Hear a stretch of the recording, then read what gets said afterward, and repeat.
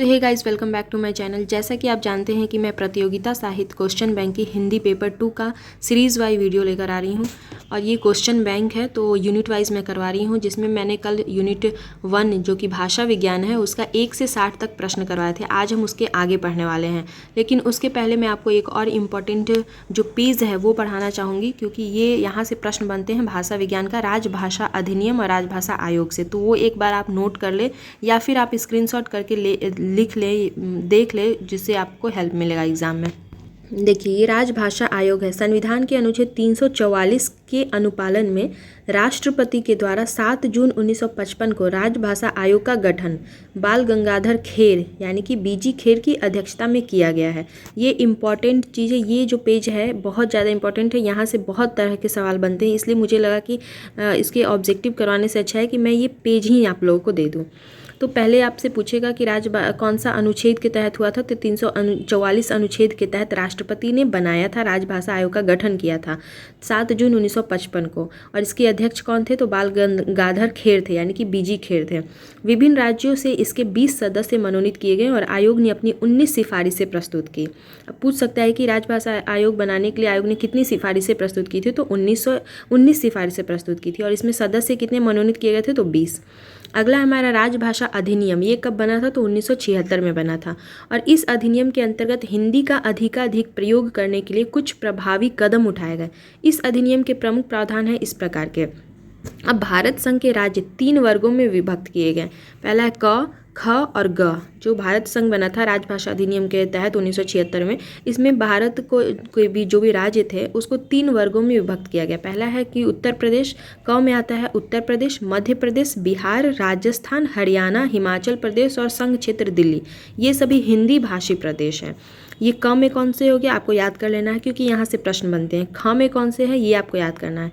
इस श्रेणी में पंजाब, गुजरात, महाराष्ट्र, चंडीगढ़, अंडमान निकोबार को रखा गया ख में, और जो बाकी शेष बचते हैं वो ग में आ जाते हैं। शेष सभी प्रदेश एवं संघ शासित क्षेत्र ग श्रेणी में रखे गए हैं। आप सोच रहे होंगे कि ये क, ख, ग में बांटने का मतलब क्या है। तो इसका मतलब ये है कि आइए देखते हैं क्या लिखा है कि केंद्रीय कार्यालयों से क श्रेणी के राज्यों को भेजे जाने वाले सभी पत्र हिंदी में यानी कि देवनागरी लिपि में भेजी जाएंगी। और यदि कोई पत्र अंग्रेजी में भेजा जा रहा है तो हिंदी में अनुवाद भी आवश्यक भेजा जाएगा। यानी कि जो क श्रेणी में आता है वो हिंदी भाषी क्षेत्र आता है, उसमें जितना भी हम पत्राचार करेंगे वो सब हिंदी में भेजा जाएगा।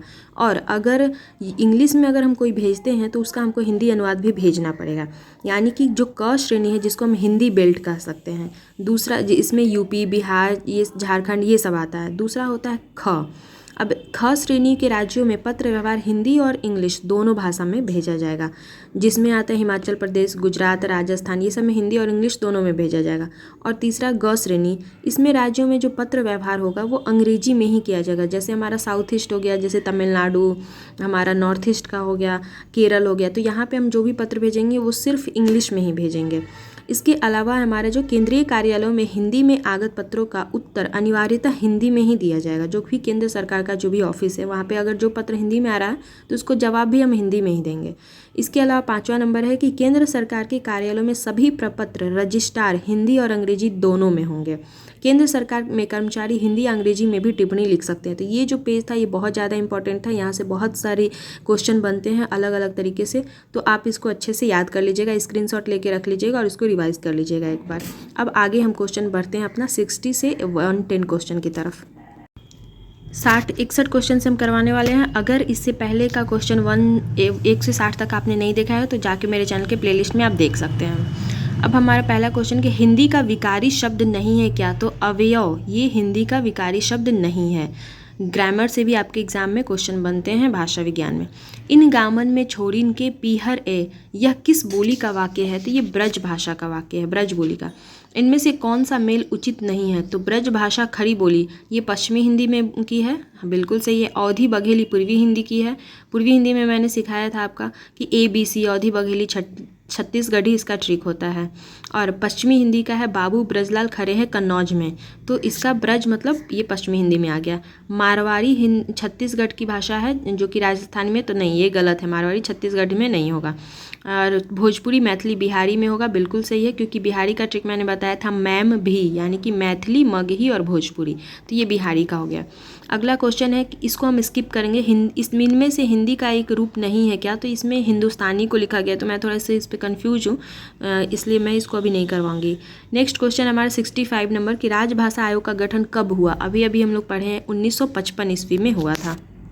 अगला क्वेश्चन हमारा कि राजभाषा आयोग का गठन, नेक्स्ट एक ही क्वेश्चन को दो बार लिख दिया, तो यहाँ पे राजभाषा आयोग नहीं, यहाँ पे राजभाषा अधिनियम होगा, इसको काट के आप बना लीजिएगा अगर आपके पास किताब है तो।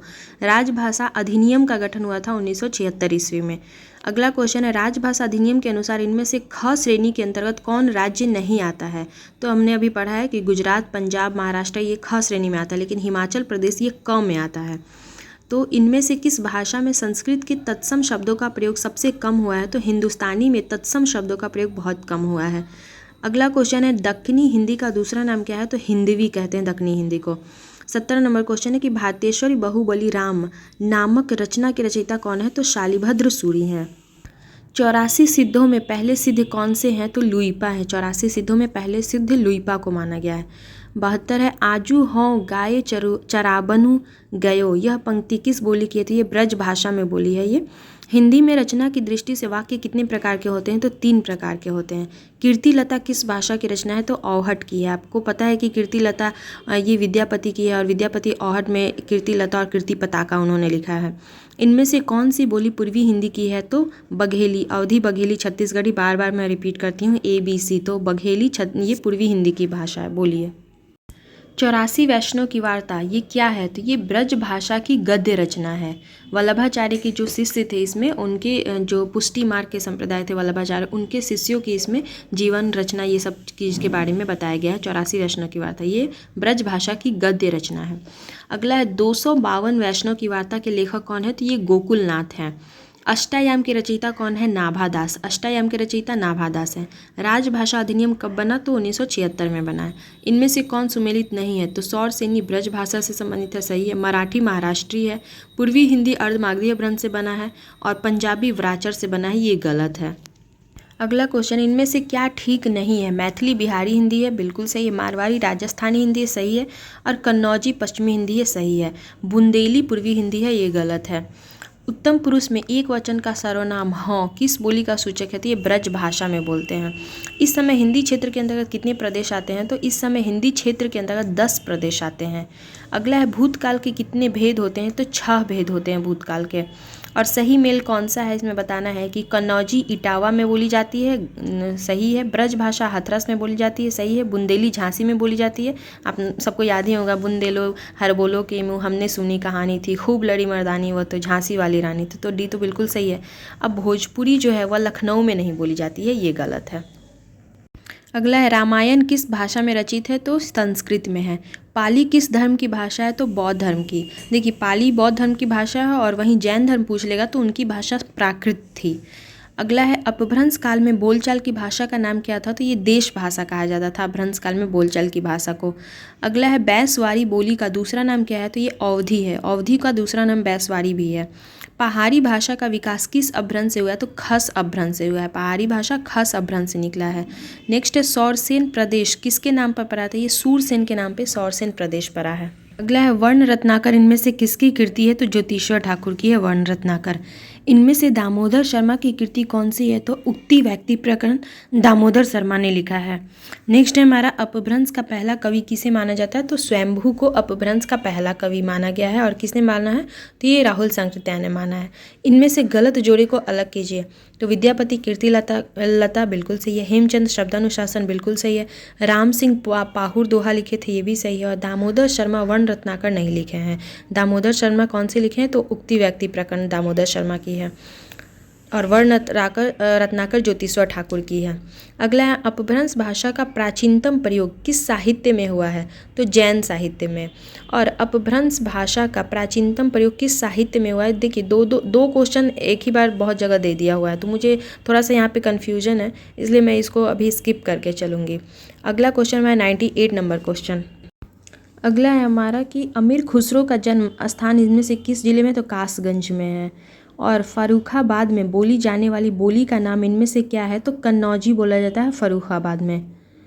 और इनमें से कौन सी रचना, 98 नंबर क्वेश्चन शायद हम लोग छोड़ दिए हैं, कि इनमें से कौन सी रचना अपभ्रंश का व्याकरण है? तो शब्दानुशासन को अपभ्रंश का व्याकरण कहा जाता है। फिर आते हैं अब 101 नंबर क्वेश्चन पे। चैतन्य महाप्रभु का संबंध इनमें से किस संप्रदाय से था? तो गौरी संप्रदाय से था।